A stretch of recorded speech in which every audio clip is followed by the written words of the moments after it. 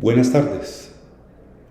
Vamos a, vamos a continuar con el tema anterior que tenía que ver con el concepto de economía. Por eso ustedes en esta presentación van a ver en la diapositiva siguiente del concepto de economía a la economía como ciencia. Y ya habíamos, en el concepto de economía, habíamos dado una puntada, una idea de dónde ubicar a la economía como ciencia. Recuerden que habíamos visto diferentes conceptos de economía, unas ideas que uno podría ubicar, los conceptos de derecha y izquierda, son más los de derecha que los de izquierda, porque por su naturaleza la economía nace, como dicen algunos, como la llaman economía burguesa, ¿cierto? Entonces, más adelante cuando veamos los enfoques de la economía, nos vamos a dar cuenta de que hay unos enfoques en los cuales este tipo de economía predomina, que es lo que llama la economía ortodoxa, la economía predominante, la economía del mainstream, la economía ortodoxa. Entonces, ya hablamos de eso en la clase anterior cuando hablamos del concepto de economía, y como lo mencioné ahorita, entonces ya dimos una puntadita para decir que es una ciencia fáctica. Entonces, para eso vamos a recordar, como ven ustedes aquí en esta diapositiva, la clasificación de las ciencias que hace Mario Bunge. Mario Bunge es un filósofo que lleva ya muchos años escribiendo sobre el tema, un filósofo argentino que ya está por encima de los 90 años y trabaja en Canadá, creo que en la Universidad de McGill. No sé si ya se jubiló, pero trabaja ahí o trabajaba ahí. Y él en su obra filosófica recomienda clasificar las ciencias en ciencias formales y ciencias fácticas. De las ciencias formales, ahí incluye las matemáticas y la lógica. Y dice Bunge que lo que hacen las ciencias formales es formular ideas, inclusive estudiar la realidad a partir de ideas. Y por otro lado, clasifica las ciencias en ciencias fácticas. Y dentro de las ciencias fácticas incluye las ciencias naturales y las ciencias sociales.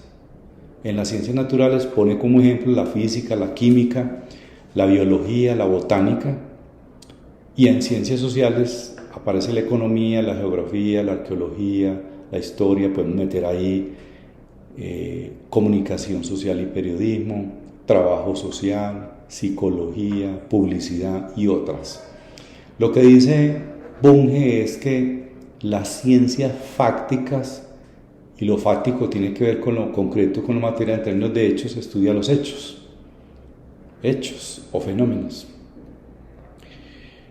Digamos que esta clasificación está bien para decir que la economía es una ciencia social fáctica que estudia el comportamiento humano, individual y social, que mediante el uso de unos recursos, como lo habíamos dicho, que son limitados, y mediante ciertas estrategias y políticas públicas busca satisfacer las necesidades de una población para mejorar la calidad de vida, las condiciones de vida, ¿cierto? Y cuando hablamos de comportamiento humano, entonces nos interesan son los hechos que se derivan de esos comportamientos. Y, como lo vamos a ver más adelante, nos interesa el comportamiento humano dentro de un subsistema muy particular de la sociedad que llamamos sistema económico. Entonces, nos interesan esos comportamientos ahí, digamos esos hechos y esos fenómenos que ocurren ahí en el sistema económico. Pero también tengo que decir que de alguna manera me aparto de la idea de Bunge de señalar que las ciencias sociales, en este caso la economía, solo estudia los hechos. También tengo que decir que también estudia las ideas. Las ciencias sociales también estudian las ideas. Por ejemplo, cuando entremos a la unidad 2 que tiene que ver con historia del pensamiento económico, es una muestra de ello, estudiar las ideas de los principales economistas en su justo contexto para ver cuáles son los hechos o fenómenos que se presentan y proponer medidas de acción. Por eso se llama economía política, ¿cierto? Acuérdense de la definición de Adam Smith, el legislador o el Estado, ¿cierto? Entonces asume acciones políticas con base en lo que los estudios de economía recomendaban en esa época. En este sentido, podemos decir que cuando hablamos de la economía como una ciencia social, entonces insistimos el comportamiento, ¿cierto? El comportamiento humano individual, rescatamos eso. Rescatamos también que comportamientos a partir de hechos o fenómenos, entendiendo que cada hecho es un acto concreto, es un acto material específico, como dice Bunge, fáctico, ¿cierto? Eso es muy importante. Lo otro es que cada hecho hay que verificarlo. O sea, si la economía es una ciencia es porque utiliza métodos científicos, como lo vamos a ver. Entonces hay que verificar ese hecho. O sea, se produce lo que llamamos una verificidad del hecho.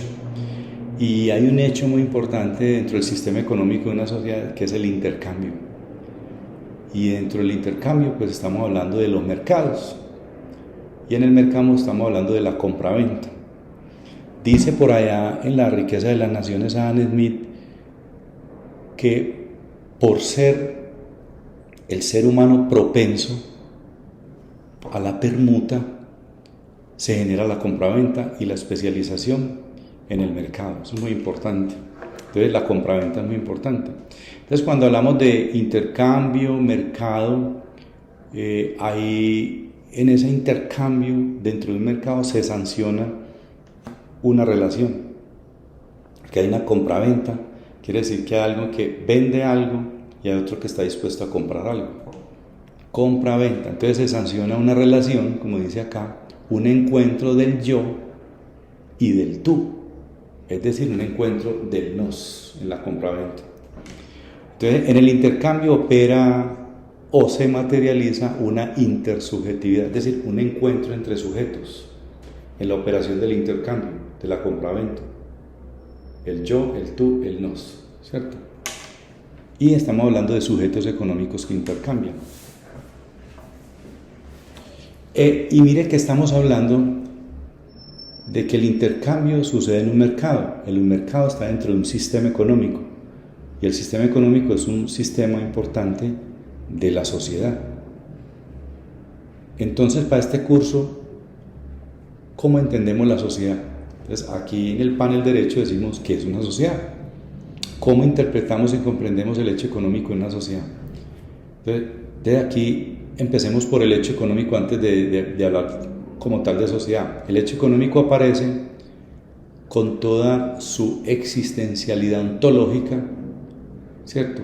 Porque es la existencia del sujeto, de la persona como sujeto económico, ¿cierto? En el marco de la vida cotidiana dentro de una sociedad. O sea, somos personas, somos seres humanos, tenemos necesidades. Y pues cada hecho económico se sanciona en el intercambio, en el acto intersubjetivo de compra-venta, en el momento en que el sujeto económico es consciente de que tiene una necesidad y de cómo satisfacerla. Eso se llama acto o hecho económico. Cuando el sujeto tiene una necesidad y sabe cómo satisfacerla. Pero no solamente sabe, tiene con qué satisfacerla. Entonces aparece una restricción muy importante en la vida de las personas, que es la restricción presupuestal, que en economía la restricción presupuestal se llama el ingreso, ¿cierto? Ahora, ¿y por qué el hecho económico es fundamentalmente un hecho social? El hecho económico es fundamentalmente un hecho social porque, como lo dijimos ahora, en la compra-venta hay una relación intersubjetiva. O sea, se declara en el acto una sociabilidad, ¿cierto? Hay una facticidad intersubjetiva. O sea, se concreta esa relación del uno con el otro. Entonces, fundamentalmente, un hecho económico es un hecho social. En esta diapositiva, entonces, mire que estamos hablando de que en este rectángulo rojo aparece la sociedad. Y dentro de la sociedad está el subsistema económico y por otro lado está la superestructura como otro subsistema. Dentro de la superestructura, como subsistema, aparece el sistema religioso, creencias, ritos, mitos, el sistema sociocultural, lo que tiene que ver con identidad, arraigo territorial, relaciones familiares, costumbres, cosmovisión del mundo, normas familiares, gastronomía, fiestas. Aparece el sistema normativo, que es toda la ley, la constitución, el sistema territorial, la división de las naciones en departamentos y municipios como en Colombia, otros serán federados. Entonces ya hablan de ciertas, en vez de hablar de departamentos, hablan de estados, ¿cierto? Aparece el sistema ideológico político, las ideas liberales, las ideas conservadoras, las ideas de izquierda, de derecha, el poder, las técnicas de gobierno, los regímenes de gubernamentalidad, todos los dispositivos de control. Ese sistema o subsistema de la superestructura es muy importante porque en función de lo que aquí se piense, se sienta, se diga, se quiera controlar, normatizar, entonces así será la sociedad. Porque la sociedad somos personas y la manera en que nos relacionemos. Pero también hay que regular la manera en que nos comportamos. Entonces la sociedad será así. Y del mismo modo el sistema económico será así. O sea, será un conjunto de intercambios de hechos intersubjetivos de muchas socialidades, pero reguladas. Podemos trabajar, como dicen algunos, en un marco de libre concurrencia, pero el Estado estará pendiente ahí observando cómo regular el conjunto de actividades por parte de las empresas y de los consumidores. Entonces, de otra manera podemos mirar aquí esta figura como una casita, donde en la base de la sociedad está la estructura que tiene que ver con el funcionamiento del sistema económico de la sociedad, y está la superestructura.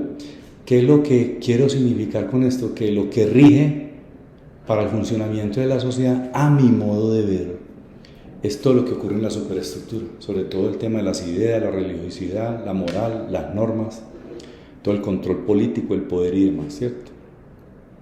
Este puntico azul lo que significa es que debe haber una empatía entre lo que se siente y se viva en este subsistema de la superestructura y cómo se quiere que se maneje el sistema económico por parte de los empresarios, ¿cierto?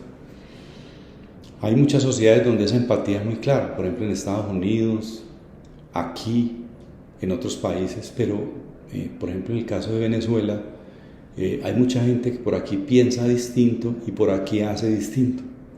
Hay mucha gente que ideológica, política y desde el punto de vista del poder, digamos de las técnicas de gobierno, está muy claro que quieren un régimen bolivariano, socialista, pero muchos empresarios no creen en eso y quieren manejar mejor el sistema desde el punto de vista de lo que llaman la economía burguesa o la economía capitalista, ¿cierto? Más desde el punto de vista privado.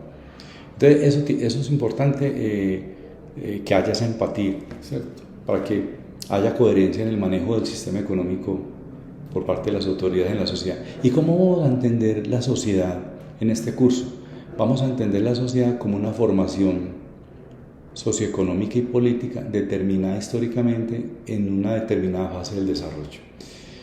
Podemos decir aquí entonces que, de acuerdo con esta definición, estamos hablando de la evolución de los sistemas económicos o la evolución de los modos de producción.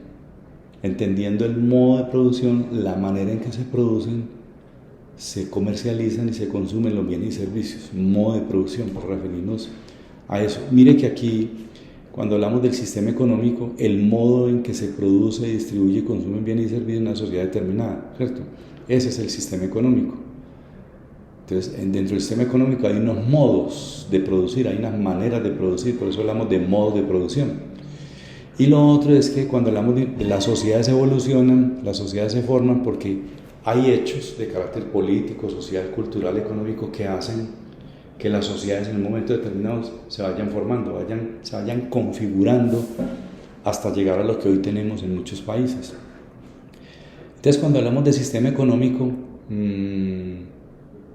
hay una fusión para que el sistema económico funcione entre lo que llamamos las fuerzas productivas, y las fuerzas productivas son los medios materiales de producción, y también el ser humano, porque el ser humano también, en algunos dicen capital humano, ¿cierto? Que es una pieza clave para que todos estos medios materiales funcionen. Entonces ahí están las fuerzas productivas, y están aquí los medios materiales, otros como los insumos, la materia prima, los edificios, las bodegas. Aquí cuando hablamos de fuerzas productivas, estamos hablando de los medios inmateriales, y ahí está el ser humano, porque creo que habíamos dicho en la clase pasada que las sociedades son personas, ¿cierto? Y la persona, como ser inmaterial, como ser social, es una pieza clave para manejar todo lo que ocurre en la economía. Estamos hablando de las fuerzas productivas para hacer referencia a esos medios inmateriales, específicamente al ser humano. Y los medios materiales ya son los insumos, materia prima, edificios, bodegas, mobiliario, equipos, maquinaria, el software. Y hay una parte importante, además de las fuerzas productivas, son las relaciones sociales de producción. Entonces, si el sistema económico está compuesto por fuerzas productivas más medios materiales, hay una pieza muy importante que le da vida a todo eso, que son las relaciones sociales de producción. Lo que tenemos aquí en esta diapositiva es simplemente una figura donde aparece, como podemos decir aquí, el tiempo y la forma en que evoluciona, digamos, la sociedad. Entonces, si uno pone una línea recta, entonces uno diría, y traza una escalita por aquí, como unas escalitas. Cada una de estas alturas de las escalitas nos va dando como la intensidad y el momento en que se produce un cambio de tanto en tanto. Cada vez que pasa una escalita, pues pasan un poco de cosas, y miramos así podemos ascender y podemos dar el siguiente paso para seguir evolucionando. Entonces siempre como que hay una evolución constante, pero las economías no evolucionan constantemente y en la misma magnitud, de la misma forma y de la misma intensidad. Entonces por eso colocamos aquí como que la sociedad evoluciona más bien como en algunos momentos hacia arriba, en otros momentos hacia abajo, otros momentos se estabilizan en la parte baja, otros momentos se estabilizan en la parte de arriba. O sea que hay unos avances hacia arriba, avances hacia abajo, hay unas continuidades y hay unas discontinuidades. Entonces podemos decir que en todo caso, así hayan variabilidades en los avances, lo que quiere mostrar esto no es que la sociedad evoluciona de manera constante en una línea recta, sino que siempre en esos procesos de avanzar hacia arriba y hacia abajo, uno compara las sociedades de hoy con las sociedades anteriores, y hoy podemos vivir, como ejemplo, mucho más años, ¿cierto? Mientras por ahí en la Edad Media, que vivan peleando y el sistema de imperios obligaba a la conquista y sometimiento de los otros, la esperanza de vida era muy bajita. Mientras que un rey o un príncipe podía morir a los 25, 20, 30 años, aunque otros podrían vivir más, hoy en la generalidad de las sociedades es que la esperanza de vida ha crecido mucho, pero eso también es por el progreso en las ciencias, en la técnica, en la tecnología, en el conocimiento, en las artes y muchas cosas más. Entonces, aquí hay dos cosas. Hemos utilizado dos palabras para hacer referencia al avance, progreso o evolución de la sociedad. Entonces tenemos que decir que cuando utilizamos progreso, el progreso también a veces se asocia a evolución, pero la idea de progreso está más instalada en lo que se llamaba en el siglo XVIII, o lo que se llamó la Ilustración, que es un grupo de letrados, de artistas, de personajes de la escritura, de la ciencia, pero también de la política y del mundo empresarial, que empezaron a pensar el mundo de una manera distinta, que ya el mundo no era como se creía teocéntricamente, sino que hay un ser superior que todo lo ordenaba y lo guiaba, sino que hay que pensar más el mundo desde el punto de vista antropocéntricamente, o sea, colocar en el centro a las personas. Entonces esa palabra progreso viene muy de la ilustración, ¿cierto? La ciencia, la técnica, el conocimiento. Y en cambio evolución viene más de Charles Darwin, que fue el creador de la teoría de la evolución, donde señala que unas especies avanzan a costa de superponerse a especies inferiores, y de esa manera la sociedad evoluciona, hasta el punto de que en el siglo XVIII ya se vuelve común hablar de, así como se habla de sistemas biológicos, empiezan a hablar de sistemas sociales, ¿cierto? Ahora, en términos prácticos, uno podría hablar cotidianamente y de manera indistinta de evolución o progreso, pero tienen esas orígenes, es muy importante conocerlo. Entonces, cuando hablamos de que la sociedad progresa, evoluciona, pasamos por distintos modos de producción. Una comunidad primitiva, pasamos a una sociedad esclavista, un régimen de producción asiático que tiene que ver pues con esos modos de producción, de esos clanes que existían en esas dinastías asiáticas, la famosa dinastía Han, la Qin y otras dinastías que mantenían disputas para poder mantener un orden, para poder conquistar imperios, sostenerse en el poder. Y en América Latina, digamos que tuvimos unas sociedades tribales, que las vimos, por ejemplo, en México, los aztecas, los mayas, Centroamérica, aquí en Colombia los chichas, los muiscas, y en Perú los incas. Eran civilizaciones indígenas con su propia dinámicas, organizaciones, pero que de alguna manera, además de los aspectos culturales, religiosos y demás, estaba también todo un aparataje económico. De hecho, si una tribu sometía a la otra, no la esclavizaba propiamente, sino que los obligaban a pagar un tributo, y por eso se conocen como regímenes despótico-tributarios. El caso pues de estas sociedades aztecas, incas, mayas, chichas, muiscas, en el caso de Colombia. Entonces vamos avanzando hacia una sociedad feudalista. Ya aparece después la transición del feudalismo al capitalismo, y en el mundo, aunque algunas economías se denominan socialistas y comunistas, a mi modo de ver no existe ninguna sociedad que sea como tal propiamente socialista o comunista. La característica de las sociedades capitalistas es que los dueños de los medios de producción son los empresarios, y el gobierno simplemente actúa regulando el comportamiento de los empresarios y de el resto de los agentes productivos ahí en el sistema económico de la sociedad. El Estado regula. En la sociedad socialista ya el propietario de los medios de producción es el Estado, no los privados. El Estado es el dueño de los medios de producción. Y en la sociedad comunista ya no hay Estado. O sea, ¿quién es el dueño de los medios de producción? La comunidad. Desaparece la división de clases, o de los que más tienen, los que menos tienen. Ojalá el mundo pudiera vivir en un estado comunista, y que prevalezca la casa común, el bien común, la división de clases, los que más tienen, los que menos tienen, los pobres, los miserables, los mendigos, que todo eso desaparezca. Pero eso es una utopía. Pero hay quienes dicen que las utopías pueden ser posibles. Entonces, aquí esta es una manera distinta de ver lo que estamos planteando aquí. Mira la casita donde está en la base de la economía, la superestructura. La superestructura pues rige todo el funcionamiento de la sociedad y del sistema económico, que lo que estamos diciendo aquí es que hay una realidad, y esa realidad, que es lo que nos interesa, ocurre en la sociedad.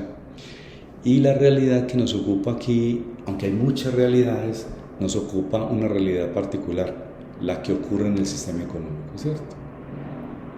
Entonces, dentro de esa realidad obviamente hay unas prácticas sociales, hay unas vivencias, hay unas cotidianidades entre las distintas personas, pero específicamente dentro de esas prácticas sociales dentro de la sociedad nos interesan los intercambios de bienes y servicios, B y C, bienes y servicios.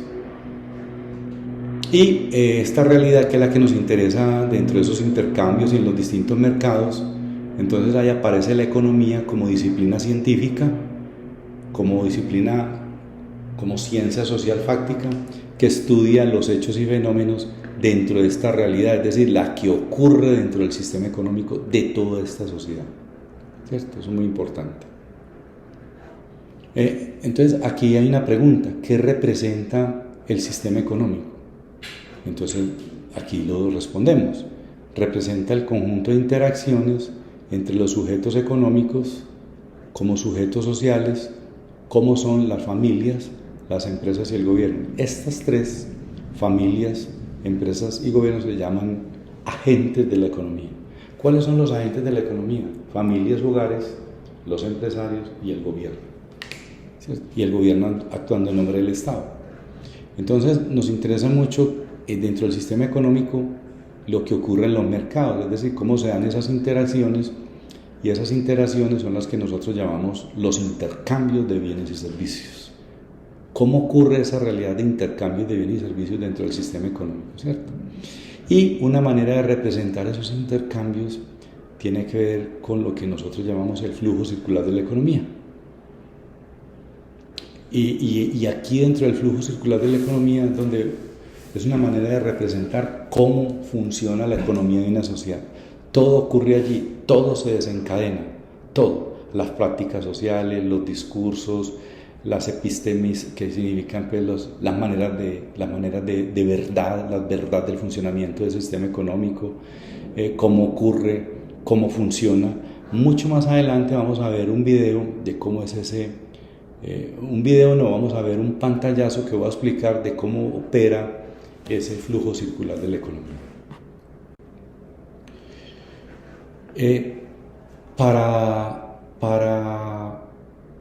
Mire que estamos hablando ciencia que estudia el comportamiento humano, individual y social en mercados, los intercambios que ocurren en el mercado dentro del sistema económico de una sociedad.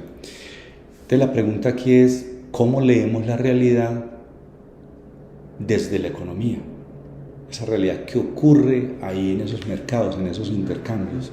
Entonces por eso colocamos aquí: leer la realidad es como leer un texto, es decir, es como leer un libro, es como leer una poesía, es como leer una imagen, ¿cierto?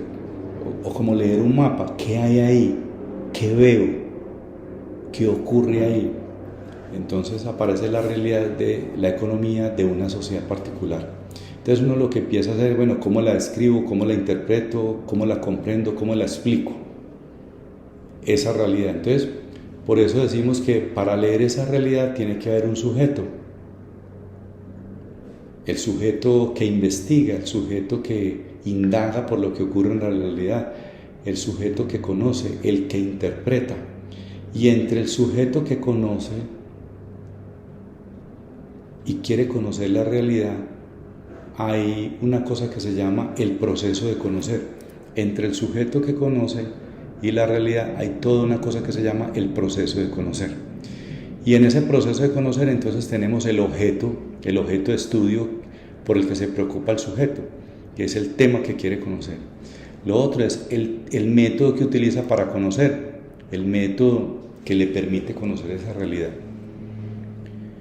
Y por eso decimos por aquí que la economía tiene dos grandes métodos, que es el método inductivo y el método deductivo, y por aquí que lo tapa mi imagen aparece los métodos epistemológicos. Entonces, los dos grandes métodos que utiliza la economía para conocer la realidad de lo que ocurre en un sistema económico son el método inductivo y el deductivo, y por otro lado los métodos epistemológicos.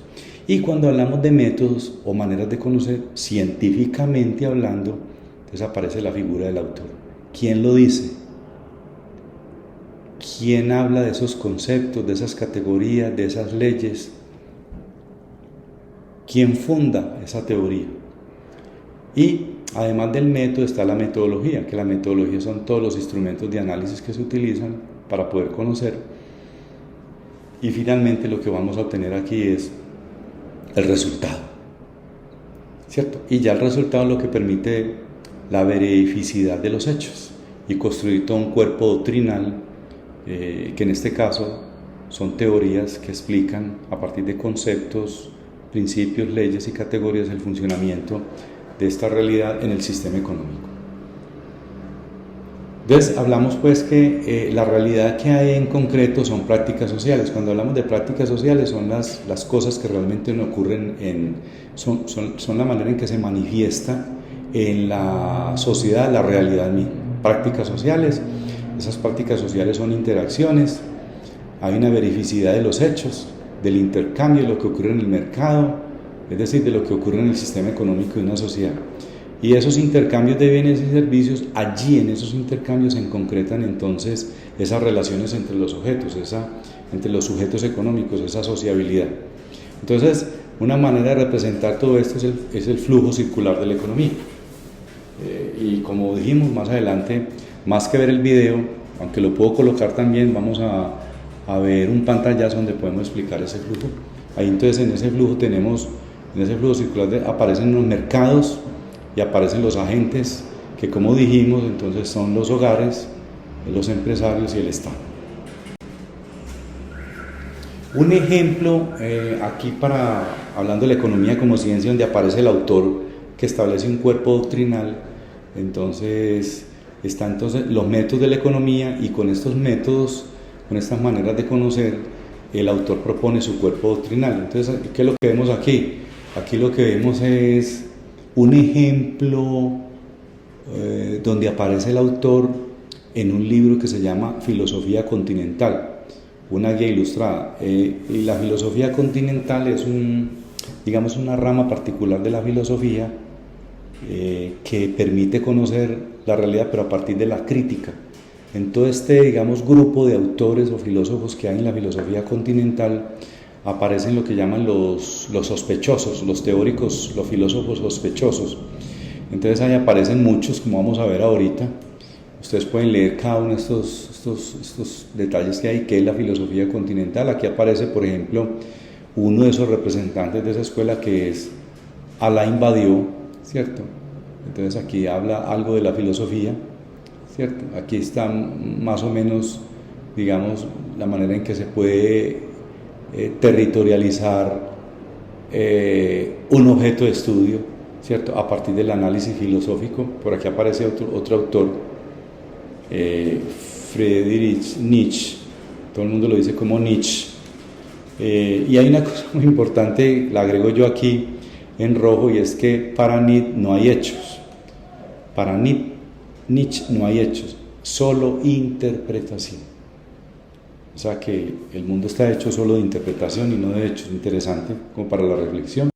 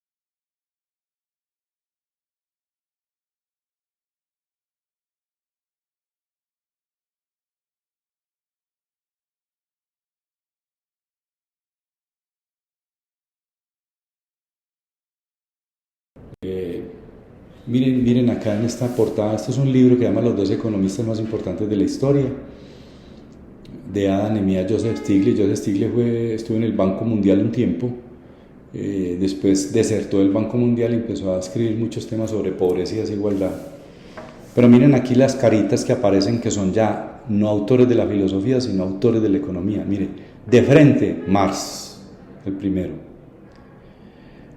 Guillermo de Soto, un peruano que escribió mucho sobre economía informal. Friedrich Hayek, uno de los autores del neoliberalismo. León Walras, Nash, la teoría de juegos de Nash, Milton Friedman, también de la nueva economía liberal o el neoliberalismo, John Maynard Keynes, que es el padre de la macroeconomía y el padre de la economía que le da énfasis a la intervención del Estado en la economía. Adam Smith, el padre de la economía, Amartya Sen, temas del desarrollo, David Ricardo, otro clásico que tuvo unas disputas muy interesantes en su momento con Adam Smith, Joseph Stiglitz, por aquí está, Peter Drucker, economista administrador que habla de teoría sobre todo de la administración y de la gerencia. Es una manera de decir, bueno, los autores científicos cuando hacen ciencia utilizan métodos científicos. Lo mismo los autores de la economía utilizan métodos científicos para dar cuenta de lo que ocurre en la realidad. Entonces ahí tenemos un panorama de grandes autores. Entonces, aparece la figura del autor. Como estamos hablando de la economía como ciencia, entonces hablemos de los métodos, ¿cierto? De los grandes métodos y de los paradigmas epistemológicos. Entonces aquí en esta diapositiva tenemos, digamos, los grandes paradigmas epistemológicos, ¿cierto? Nosotros podemos conocer a la realidad filosóficamente y podemos, cuando conocemos filosóficamente, podemos hacerlo metafísicamente, lo podemos hacer propiamente desde la epistemología o epistemológicamente, o podemos conocer arqueológica y genealógicamente. Entonces, cuando decimos vamos a conocer lo que ocurre en la realidad de la economía, entonces la economía, como es una disciplina científica, utiliza métodos que están atravesados también por el conocimiento epistemológico y por la filosofía. Por eso decimos que conocemos filosóficamente de tres maneras: metafísica, epistemológicamente, arqueológica y genealógicamente. Si vamos a conocer desde el punto de vista metafísico, entonces conocemos ontológicamente o teológicamente. Cuando hablamos de ontológicamente es conocer el ser, quién es el ser, qué hace el ser, cómo es el ser, si existe, si está ahí, el tiempo del ser y demás. Y teológicamente es el conocimiento de Dios. De hecho, yo puedo conocer lo que decimos desde el punto de vista de la economía ortodoxa. Puedo conocer lo que ocurre en la realidad pensado desde el ser mismo, con herramientas científicas, o puedo pensar lo que ocurre y hablar de economía teológica. Yo podría hablar, por ejemplo, de la economía de la Biblia, porque en la Biblia hay pensamiento económico, ¿cierto? Pero desde el punto de vista teológico, ¿cierto? Es decir, estaría conociendo metafísicamente desde el punto de vista filosófico. Conocer epistemológicamente es muy importante porque valora y arbitra la ciencia a partir de su cientificidad. Entonces, cuando hablamos de que conocemos epistemológicamente, le estamos dando un estatuto de cientificidad a lo que conocemos, sobre todo en la economía. Entonces podemos hablar ahí de paradigmas epistemológicos, ¿cierto? Como lo vamos a ver enseguida. Y esos paradigmas epistemológicos son lo que llaman los métodos científicos. Los métodos científicos utilizan esos paradigmas epistemológicos. Y ahorita más adelante cómo conocemos arqueológica y genealógicamente, ¿cierto? Entonces es muy importante en esta filosofía continental que cuando conocemos filosóficamente es muy importante conocer en la filosofía continental la filosofía del concepto, ¿cierto? Entonces aparecen distintos métodos epistemológicos que tienen que ver con esa filosofía del concepto. Entonces aparece el idealismo alemán, entonces el idealismo, la fenomenología, el existencialismo, la hermenéutica, el estructuralismo, el postestructuralismo, la deconstrucción, la teoría del psicoanálisis, la teoría crítica y el marxismo. Entonces, si yo quiero conocer el mundo desde el punto de vista de cada uno de estos métodos, Cada uno tiene una manera de, digámoslo así, como una técnica que permite desde cada uno de estos paradigmas conocer. Por ejemplo, los que están en azulitos, por ejemplo, la fenomenología. ¿Cómo conozco yo desde la fenomenología? Entonces dice, una cosa es que aquí está el investigador y allá están los fenómenos. Y si yo quiero estudiar un fenómeno fenomenológicamente, tengo que auscultar en la vivencia del fenómeno, o sea, de quienes viven el fenómeno, auscultar en ellos y desde ellos lo que ocurre en la realidad. O sea, tengo que despojarme de mis juicios de valor y dejar que fluya la vivencia del fenómeno a través de quien lo vive. Entonces yo ahí puedo utilizar encuestas, puedo utilizar videos, puedo utilizar podcasts, puedo utilizar o audios, puedo utilizar varias herramientas para recoger toda la información que da cuenta de la vivencia de ese fenómeno. O sea que los juicios de valor del investigador se suspenden escuchando las voces de quienes viven el problema. Y todo eso hay que ponerlo en un texto, hay que empezar a redactar para saber qué hay ahí. La hermenéutica, yo puedo conocer desde la hermenéutica utilizando el uso del juicio reflexivo en el sentido de buscar la realidad desde el texto. Yo leo un capítulo de libro, un artículo de revista, un libro, y voy a buscar el tema que quiero conocer ahí en ese libro. Entonces ahí la lectura es muy importante. ¿Qué dice el autor? ¿Cómo lo plantea? ¿Qué categorías maneja? ¿En qué contexto lo dice? ¿Cuáles tiempos señala? ¿Quiénes son los protagonistas? Estas lecturas hermenéuticas son muy importantes porque yo puedo hallar evidencia de los problemas que quiero estudiar desde el texto. Es muy importante. Eso es digamos, una manera de trabajar las formas de conocer metafísicamente, epistemológicamente, desde el punto de vista filosófico, y puedo conocer arqueológica o genealógicamente.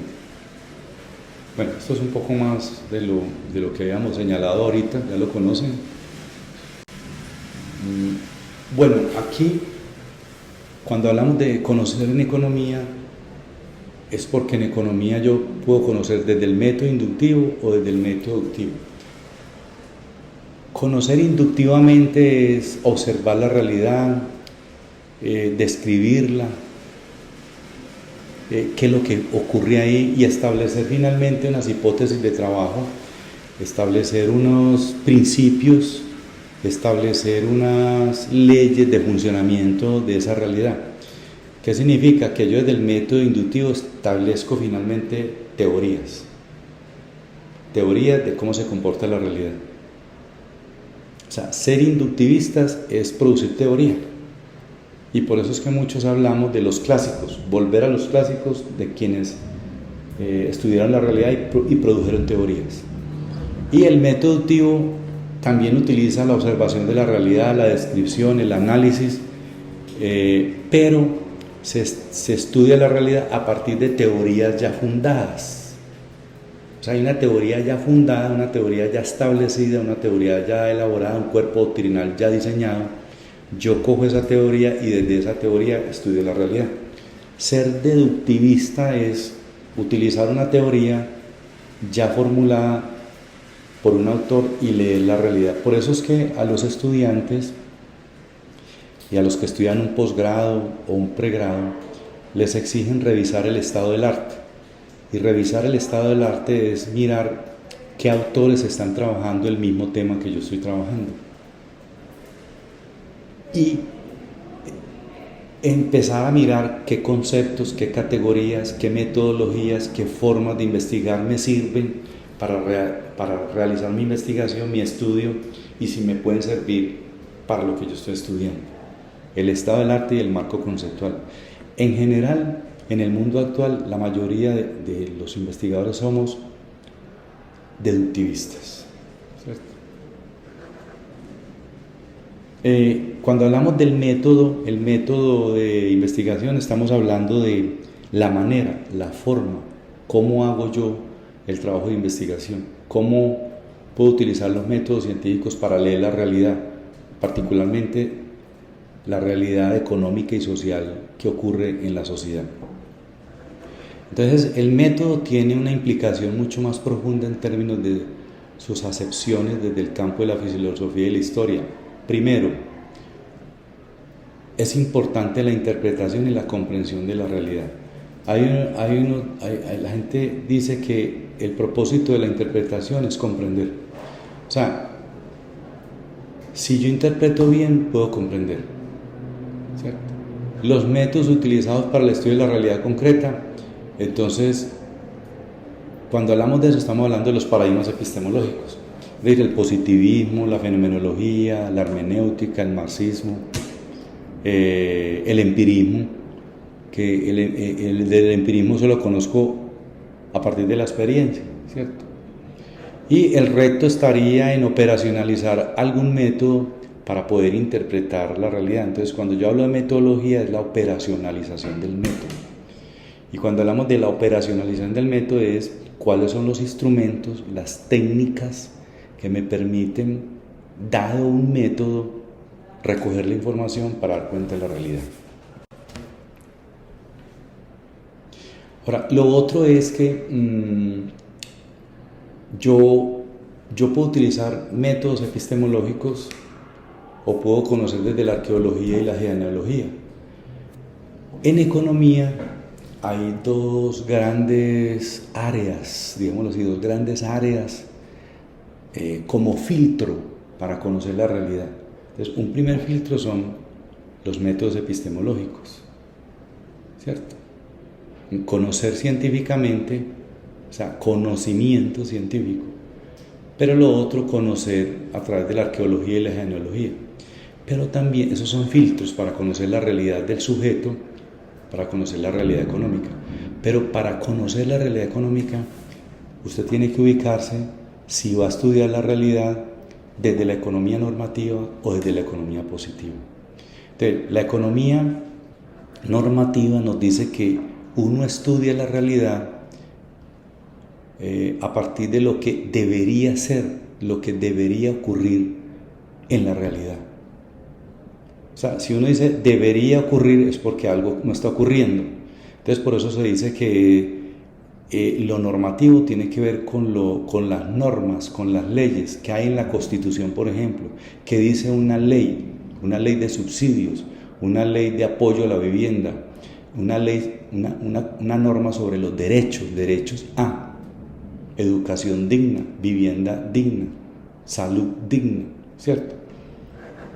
Entonces, la economía normativa se ocupa de temas de justicia social, equidad, pobreza, desigualdad, distribución de la propiedad, igualdad de derechos, economía del bienestar. Pongo un ejemplo, la Constitución puede decir que toda persona tiene derecho a acceder a una vivienda digna y el Estado se la suministra, pero cuando uno mira la realidad, eso no ocurre. ¿Dónde aparece el problema? Entre lo que la norma dice y lo que debería ser. Y lo que debería ser no ocurre. Entonces, hay un problema. Esa diferencia entre lo que se dice y lo que se hace es un problema. Hay una problematización ahí. La economía positiva entonces se dedica a estudiar lo que realmente ocurre. Y se ocupa de estudiar la realidad a partir de datos cuantitativos. Poniendo el ejemplo de la vivienda. A pesar de que la Constitución dice que toda persona debería tener una vivienda digna, en la realidad, cuando usted muestra con datos, dice que eso no es cierto. Porque aquí en esta sociedad hay 10.000 hogares, por ejemplo. Y esos 10.000 hogares, 8.000 no tienen vivienda propia, solo 2.000. Eso ya es un problema. Eso lo dice la economía positiva. Y lo otro es que la economía positiva la podemos mirar desde la macroeconomía, que estudia el comportamiento de los agregados, como veremos más adelante, y la economía positiva también se aborda desde la microeconomía, y la microeconomía estudia el comportamiento de los empresarios y los consumidores a partir de la formación de los precios, los costos de producción en un mercado. Entonces, dos expresiones de la economía positiva son la macroeconomía y la microeconomía. Y Una expresión, fundamental de la economía normativa es la política pública, sobre todo la política pública social. A mucha gente le interesa es estudiar la realidad de la economía a partir de la economía normativa. Todo el tema de justicia, pobreza, derechos, igualdad, la política pública social. Eso es muy importante. Aquí tenemos un ejemplo, pues cuando hablamos de paradigmas epistemológicos, hablamos del término episteme, que significa erguirse por encima, montarse por encima para ver cómo son las cosas, de qué están compuestas las cosas, una definición pues de este autor que aparece acá. En su acepción más moderna, la epistemología se ocupa de la investigación científica y su producto, el producto de esa investigación es el conocimiento científico. Eso lo dice Mario Bunge. Entonces uno podría decir que la economía está atravesada por paradigmas epistemológicos. Claro que sí. Y más si estamos hablando de que la economía es una ciencia, lo que le da el carácter de rigurosidad científico al estudio de la economía son los paradigmas epistemológicos. Entonces podemos decir que la economía utiliza esos paradigmas, ¿cierto? Entonces aquí hay un ejemplo del positivismo, del empirismo, datos y hechos, el racionalismo, que son, digamos, la reflexión racional, el uso de las ideas para explicar el mundo, los fenómenos. Ya hicimos una referencia a la fenomenología y a la hermenéutica, ¿cierto? Entonces, estos métodos me sirven a mí para desde la economía poder estudiar lo que ocurre ahí, ¿cierto? Y podemos estudiar esa realidad con un enfoque ya sea cuantitativo o con un enfoque cualitativo. Entonces, en síntesis, lo que estamos diciendo aquí es que si voy a estudiar la realidad de la economía, o sea, lo que ocurre en el sistema económico de una sociedad, puedo leerla filosóficamente, utilizando la metafísica o utilizando la ontología. O puedo leerla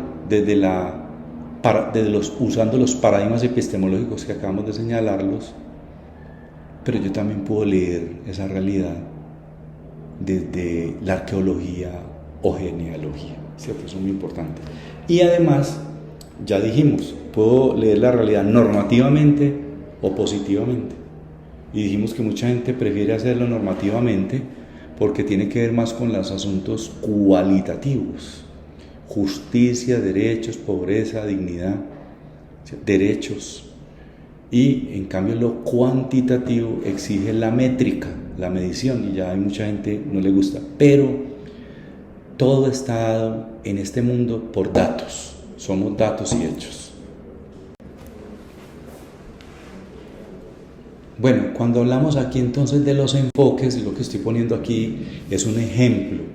Este libro de Roberto Hernández Sampieri, todo el mundo lo conoce como el libro de investigación de Sampieri, Metodología de la investigación.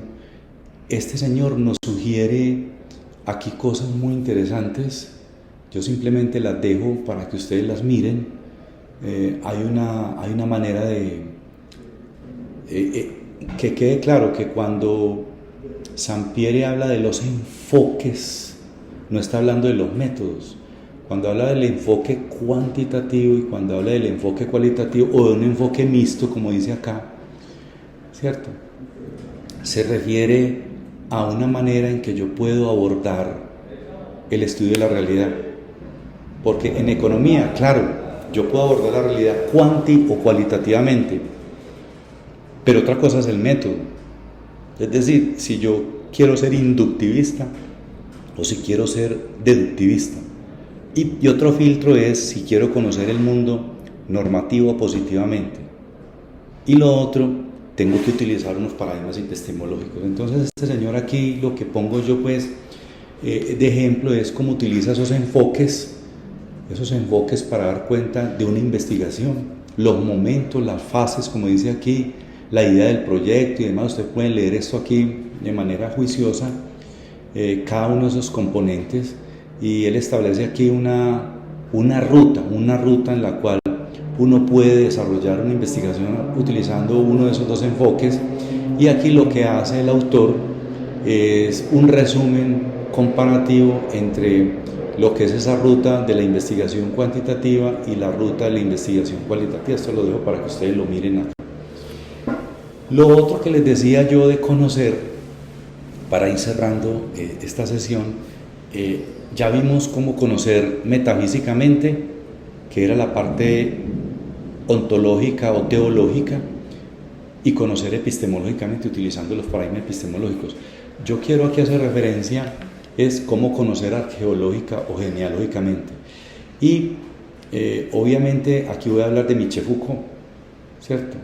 Michel Foucault, aunque Michel Foucault se basó en muchos otros autores como Nietzsche, por ejemplo, la genealogía de la moral, Nietzsche, ¿cierto? Y muchos otros autores, ¿cierto? Entonces, de acuerdo con Michel Foucault, hay una taxonomía, ¿cierto? Aquí dice taxonomía, unos principios, unas formas, unos propósitos de clasificar algo, hay una taxonomía de las cosas, hay un orden, hay una forma en que aparecen las cosas en la realidad, y en un orden o en un desorden, ¿cierto? Hay una cosa, y es que de la forma o manera en que aparezcan las cosas se puede crear un discurso que quiere interpretar, que quiere comprender, que quiere interpretar y comprender esas cosas, el orden de esas cosas, la esencia de esas cosas, cuál es el discurso de las cosas que aparecen, ¿cierto? Y de las cosas que aparecen como verdad, como episteme dada, ¿cierto? Como dice acá. Entonces la pregunta es, si aparece una determinada episteme, un régimen de verdad, digámoslo así, una episteme, dicha episteme, su discurso es verdadero. Entonces el propósito de la economía como ciencia, de cualquier disciplina científica, es dar cuenta de la verdad que aparece como discurso en un momento determinado. Ir más allá de la forma del discurso, de la forma en que aparecen, como se nos da en la apariencia. Entonces, de acuerdo con Michel Foucault, hay distintas maneras de subjetivar ese conocimiento, y aquí vamos a hablar de la propia experiencia de Foucault, ¿cierto? Que habla de distintos momentos de la existencia del ser, esa mirada ontológica, histórica, aquí, del sujeto. Entonces él habla de una trilogía histórica del sujeto: el sujeto del saber, el sujeto del poder y el sujeto de la moral.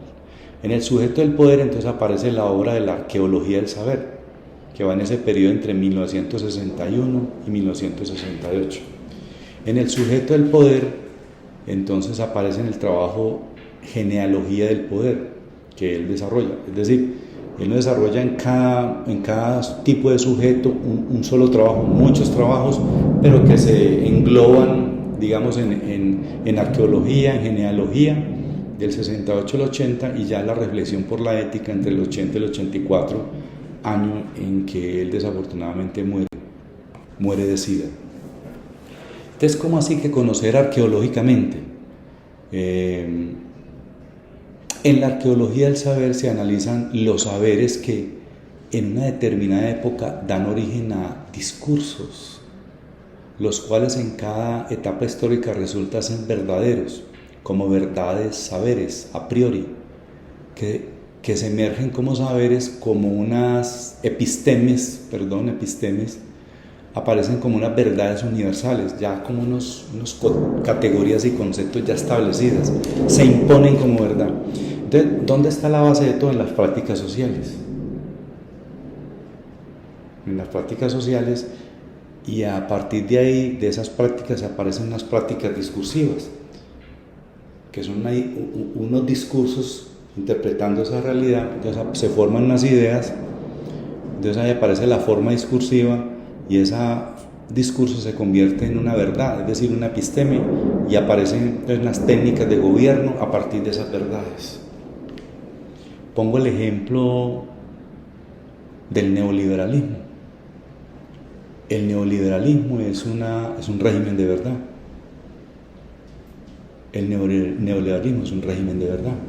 Ahí aparece una episteme, un discurso que se convierte en poder, ¿Cómo así que un discurso que se convierte en un poder? Hay un saber que hace referencia a libertad, a mercado, modelos de competencia, asignación de bienes, manejo del gasto público, manejo de la política económica, manejo de la tasa de interés, el tema de la asignación, el tema de los derechos. Bueno, aparecen todas unas verdades, que es lo que llamamos epistemes, y a partir de esas verdades hay que intervenir la realidad. Entonces, cuando decimos de esas verdades aparece mecanismos para intervenir la realidad, entonces aparece lo que llaman las técnicas de gobierno. Entonces, una técnica de gobierno es la biopolítica, es la política de control de los seres. Entonces, cada régimen de verdad, en este caso el neoliberalismo, tiene unas técnicas de poder, y esas técnicas de poder es la biopolítica. ¿Por qué? Porque le interesa controlar poblaciones, le interesa controlar los mercados laborales, los mercados de producción, las instituciones, los aparatos del Estado. Entonces aparece la biopolítica como una técnica de gobierno atada a un discurso que aparece como verdad, que es el neoliberalismo. En la época en que Foucault estudia todo el tema de esos universales, él introdujo la idea de problematización. Y él dice, en esos discursos aparecen unas verdades, por ejemplo el derecho, los sujetos de derecho. Entonces aparece un régimen normativo que dice que somos sujetos de derecho por esto y tenemos derecho a esto, aquello y lo otro. Pero en la práctica esos derechos no se cumplen. Entonces para Foucault el problema está entre lo que dice la norma y lo que se hace. Y si lo que se hace es distinto a lo que dice la norma, entonces aparece un problema. Eso lo llama Foucault problematización. Y en fin, ustedes pueden leer ahí qué son los objetos de estudio, la historia de la verdad, lo que es la episteme, y para él es muy importante que un instrumento para estudiar la realidad son los archivos. Y él dice que en los archivos es donde encontramos las cosas, lo que ocurre, lo concreto, las verdades, lo que se enuncia, lo que se dice, pero en los archivos. Entonces uno tiene que rastrear los archivos para encontrar dónde están esas verdades, dónde están esos problemas, dónde están esas prácticas sociales, esos sujetos, esos problemas. Entonces en el archivo encontramos los enunciados sobre determinadas realidades o prácticas sociales. Dichos enunciados hacen que nos enfrentemos a cosas, acontecimientos que dan cuenta de esas cosas, de esos problemas. Y entonces a partir de esos enunciados nosotros podemos armar unos discursos. Entonces empieza a aparecer lo que llama la práctica discursiva.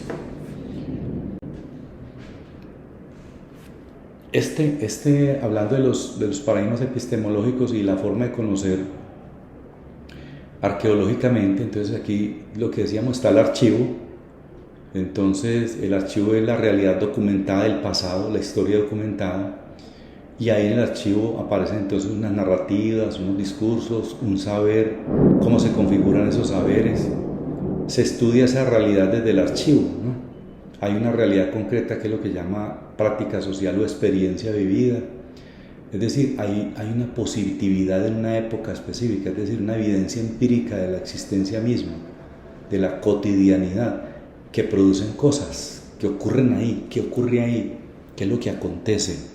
Es interrogarse y hacer preguntas por esa realidad, cuestionarla, ¿cierto? ¿Y cuál es la práctica institucional y los aparatos conceptuales que se utilizan para analizar esos problemas? Entonces, esta práctica social es la base para establecer discursos sobre esa realidad. Entonces esos discursos aparecen como verdades, esos discursos, y esas verdades se convierten en epistemes. Y esa episteme, entonces podemos decir que son los discursos que se conforman como saberes, como enunciados, conceptos y categorías, ¿cierto?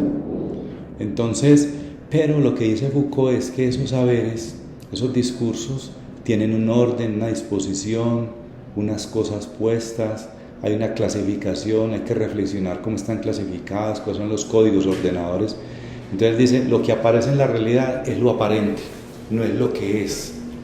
Por eso es importante, a través de la arqueología, develar la apariencia que hay más allá de la forma. Entonces por eso en esta línea azul es como si fuera la realidad, y en la realidad hay una apariencia. Entonces lo que dice Foucault es: hay que ir por debajo de esa apariencia, hay que escarbar, por eso estas líneas que aparecen aquí, escarbemos a ver qué hay más allá de la realidad, más allá de esa apariencia. Entonces por eso escarbando vamos encontrando unos estratos, unas capas, capa 1, capa 2, capa 3, debajo, escarbemos debajo de la tierra a ver qué hay más allá de lo que la apariencia nos dice. Entonces, ¿qué hay debajo de la superficie? Buscar en las espesuras, desmenuzar la arena para encontrar la esencia de los enunciados, del verdadero discurso. Y para cerrar, ustedes pueden leer aquí cómo es conocer genealógicamente, que es siguiendo un poco el texto de Foucault, que se llama Nietzsche, la genealogía de la historia, de Michel Foucault, de Editorial Pretexto. Entonces aquí rescato una serie de expresiones que tienen que ver con el conocer genealógicamente. Aquí nos dice que la genealogía es gris, meticulosa, pacientemente documental, el documento, el archivo. Hay una necesidad para la genealogía de una indispensable cautela, localizar la singularidad de los acontecimientos, no la generalidad, sino la particularidad, fuera de toda finalidad monótona, activarlos donde menos se los espera, en lo que pasa. La genealogía exige pues el saber minucioso en los materiales acumulados, con paciencia, con pequeñas verdades sin apariencia, establecidas según un método riguroso. La genealogía no se opone a la historia. La genealogía se opone, por el contrario, al desplazamiento metahistórico de los significados ideales y de las indefinidas teleologías. Se opone a la búsqueda del origen. Por eso dice que la genealogía no es buscar el origen final o primario de las cosas. La genealogía no es un ejercicio metafísico, es un ejercicio de buscar en el archivo hasta donde podemos encontrar la verdadera y minuciosa verdad. Como dice por aquí abajo, en la genealogía, dice Foucault, hay que reconocer los acontecimientos de la historia, sus sacudidas, sus sorpresas. Dice que hay que saber diagnosticar muchos fenómenos para juzgar lo que hay en un discurso filosófico. Entonces ustedes pueden terminar de leer y decir aquí, finalmente señala Foucault que la genealogía, como análisis de la procedencia, está pues en la articulación del cuerpo de la historia. Entonces vamos a ver otro videíto donde les muestro pues, razones por las cuales, de manera sintética, la economía es una ciencia. Entonces este es el primer video de la economía como ciencia, el otro más cortico. Seguimos en la próxima clase con ese video corto de razones por las cuales entonces la economía es una ciencia.